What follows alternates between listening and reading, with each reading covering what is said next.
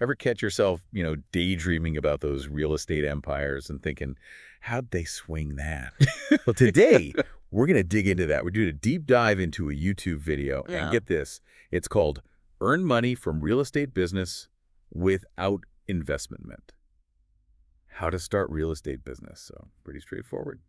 Hopefully we find some golden nuggets in there for you. This video, it's something else. Right out of the gate, it hits you with this bold claim. Real millionaires. They're made in real estate. Yeah, that sounds familiar. Like I've heard that before. But is it really true, though? I mean, you got people making millions in all kinds of fields, right? Absolutely. You're right. There's not just one road to wealth, that's for sure. But I think what they're getting at with that statement is how powerful real estate can be, like a core asset. Think about it. Real estate, it's tangible, right? It's land, it's buildings. It's not like stocks or even crypto that can vanish overnight. So it's less about real estate being the only way to become a millionaire and more about, like, its potential to grow steadily over time. You got it. This video argues that even people who make their millions in other fields, they often end up putting a big chunk of their wealth into, you guessed it, real estate. It's all about diversifying with something stable at its core. Okay, that makes sense. But let's be real for a sec. What about those of us without millions just lying around? How do we even get started in real estate if we don't have a ton of cash up front? That's the question a lot of people ask, and the video actually spends a good amount of time on it. They lay out two main paths, one for those with money to invest and one for those starting with less. Let's stick with that second group for a bit.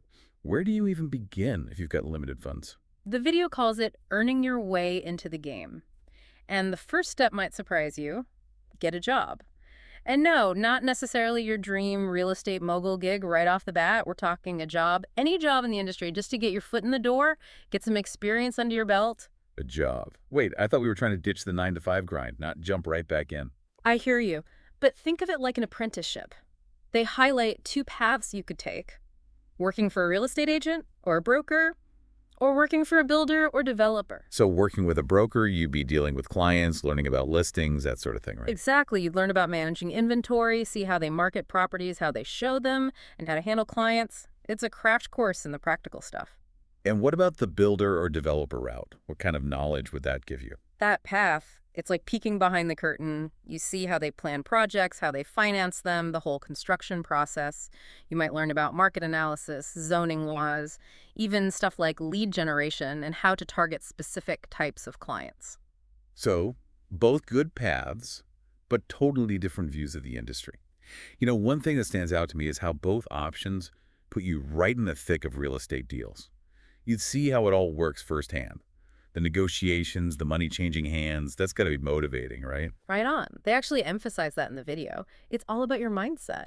When you're surrounded by that real estate energy all the time, seeing deals go down, it can really light a fire under you. It's like, I don't know if you've heard this one, but it's like they say, you are the company you keep. But in this case, it's more like you are the real estate vibe you surround yourself with. 100%. But let's be real, it's not some magic solution. Just getting a job in real estate doesn't mean you'll be a millionaire overnight. It's competitive out there, you need to hustle, you need skills, and yeah, little luck never hurts. It's not a shortcut, but it's like you're gaining an edge. You got it. It's all about getting the knowledge, making those connections, building your experience so you can really navigate the real estate world. Okay, I'm with you. But I'm curious about something. What about that nagging voice some people might have, that little voice that says, what if I end up stuck in some dead-end real estate job and never actually hit it big? Yeah, the fear of getting stuck. It's common, and this is where the video brings up this really powerful idea. Vision. All right, I'm listening. Tell me more about this vision thing. It's more than just a buzzword. This video argues that having a crystal clear vision of what you want in real estate, what you want to achieve, is absolutely essential. But here's the thing, they don't want you to just sit around and daydream hoping for the best. Their point is that a real vision, a powerful vision, it comes from actually doing stuff, getting your hands dirty and gaining experience. So less dreaming, more doing. You got it. It ties back to that whole get a job idea we talked about. By being in the real estate world, you start seeing opportunities you wouldn't have even thought of before. You start to understand all the different angles, different ways to play the game, different levels of success that people are reaching. It opens your eyes. So it's like you're scoping things out, figuring out the lay of the land, and that helps you sharpen your own vision. Exactly. It's not always about having every little detail planned out from the get-go. Sometimes that vision, it gets clearer as you move through the process, as you get more experience and see more on how it all works. That reminds me of this story the video mentions. The guy talking, he was talking about how his grandfather used to give him this advice about driving in fog. He said, when you're in thick fog, you can't see the whole road ahead, right? But you don't just slam on the brakes and give up. You keep going as far as you can see, and as you move forward, more of the road is revealed. Man, that's a perfect analogy. You might not see the entire path to real estate riches laid out in front of you right now, but by taking that initial step, getting the job, learning the ropes, you're shining a light on the next few feet. And a lot of times, that's all you need to keep moving. I like that. It's about taking action even when you can't see the whole picture and trusting that the way forward will reveal itself as you go. 100%. And sometimes the scariest step is that first one. You just got to go for it. Okay, so for anyone listening who's starting out with limited funds, we've established that getting a real estate job can be a smart move. It's about the experience, the network, and shaping your vision. But let's flip the script. What if you do have some money saved and you're ready to jump into investing? What do you need to watch out for then? That's where things shift a bit, and this video, it's got some good advice for that too. Their biggest takeaway, don't let go of your skepticism, question everything. Don't just blindly believe those promises of guaranteed returns in real estate. You got it. The video really stresses asking the hard questions. Ask them to yourself, and definitely ask anyone who comes at you with an investment opportunity. Okay, so what kind of questions are we talking about? Spill the tea. They give this simple yet super powerful question to ask yourself about any potential real estate investment. Is this investment actually likely to double in value within a reasonable time frame? Now that's the question, right? The $1 million question, or I guess in this case, the doubling question.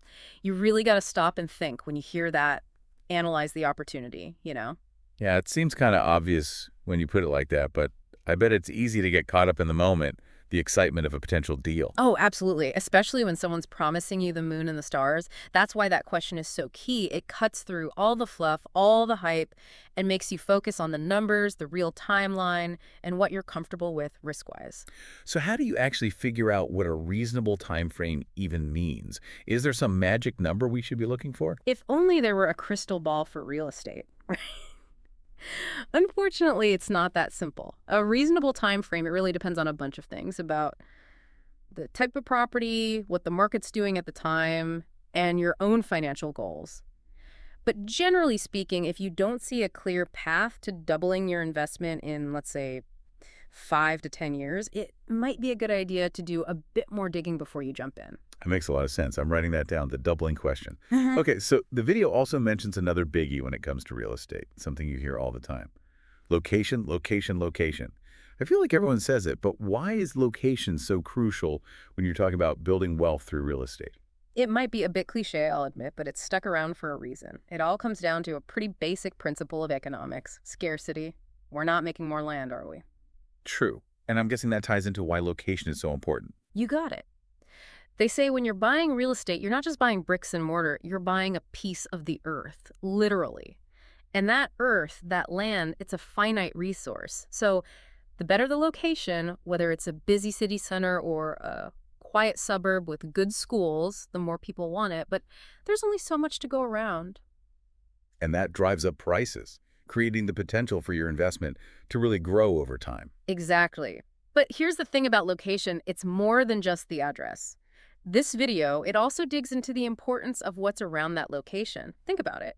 How close are the amenities, transportation, parks, good schools, even walkability, and the overall vibe of the neighborhood? These all factor into how desirable a location is and ultimately how much it's worth. So it's not just about buying any land. It's about finding that sweet spot, the right land in the right place. So does that mean we should all be out there hunting for the absolute cheapest land we can find, even if it's in the middle of nowhere, hoping it'll be worth a fortune someday? That's a pretty common misunderstanding, and the video actually warns against that exact approach. Buying cheap land in a place nobody wants to live, it might sound tempting, but it could mean, well, it just stays cheap. Okay, so break that down for me. Why wouldn't cheap land in a less popular area be a good investment? Because real estate value, it's not just about the land itself. It's about how many people want to buy there, what the demand is like. If you buy land where nobody really wants to be, with no signs of things changing, no new developments planned, then chances are it's not going to be worth much more down the line. It's like buying stock in a company everyone's forgotten about.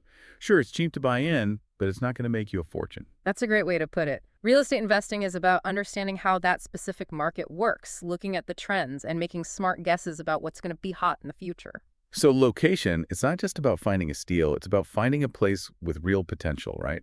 It's about looking ahead and seeing what that location could become Right. and why people might want to live there down the line. You hit the nail on the head. People who are really successful in real estate, they have this knack for spotting those hidden gems, seeing what others don't. They put in the work, research the market, understand what really drives value in a location. It's not just luck. It takes knowledge, careful planning, and that entrepreneurial spirit. Exactly. You got to become a student of the market, always learning, adapting, and fine-tuning your understanding of what makes a location truly valuable. You know, it's funny. This reminds me of what we were saying before about real estate being like a competitive sport. You need the talent, the drive, but also that strategic mind. You have to analyze the playing field, try to predict the next move, and make those tough calls, even with limited information. It really is. It's like you said, real estate is a sport. And just like in those big games, you got to know your opponent, right? Mhm. Well, in real estate, your opponent is the market. You got to study the trends, watch those economic indicators, even keep an eye on things like zoning changes, new construction projects, all of that. It's about connecting the dots, making smart moves based on what you know. There's a lot to it, but it's also pretty exciting when you think about the potential. But for someone who's just starting out, feeling a little overwhelmed, where do you even begin? Honestly, the best thing you can do is just start, even if it's something small. Start reading those real estate blogs, maybe check out some local meetups, or even just drive around different areas, see what's happening on the ground. Just get a feel for it. I like that. Get out there, immerse yourself in it. You never know what you'll stumble upon, who you might meet. Exactly. And never forget, knowledge is power. The more you understand about how this world works, the more confident you'll be making those big decisions. Speaking of knowledge, we've covered a ton today. Everything from those key locations to that whole idea of vision. But there's one last nugget from the video I want to highlight. It's about keeping those short-term market swings, those ups and downs, in perspective. Oh, that's huge. It's so easy to get caught up in the headlines, interest rates going up, people talking about bubbles, all that. But you got to remember, real estate, it moves on a different clock than other investments. It's a long game. Exactly. Once you start thinking about real estate over the long haul, all those little blips on the radar, they just don't seem as important. It's like, imagine sailing a ship across the ocean. You're going to hit some waves, right? But you don't let a few waves knock you off course. Love that analogy. It's about riding those waves, staying focused on where you want to go. Exactly. And that's where real estate really shines. It's stable. It's got that potential to grow over time. That's the beauty of it. So if you're dipping your toes into real estate, even if you've been at it for a while, remember, patience is your friend. Couldn't agree more. It's about having that clear vision, doing your homework, and making smart choices that line up with your goals, the things you want to achieve down the line. And who knows? Maybe one day we'll be featuring your real estate success story right here on The Deep Dive. Now that's something to work towards. It sure is. And on that note, we'll wrap up this deep dive into the world of, well, real estate riches. We hope you learned a few things today and feel fired up to take that next step on your real estate journey, whatever that looks like for you. Here's to happy investing, everyone. We'll see you next time.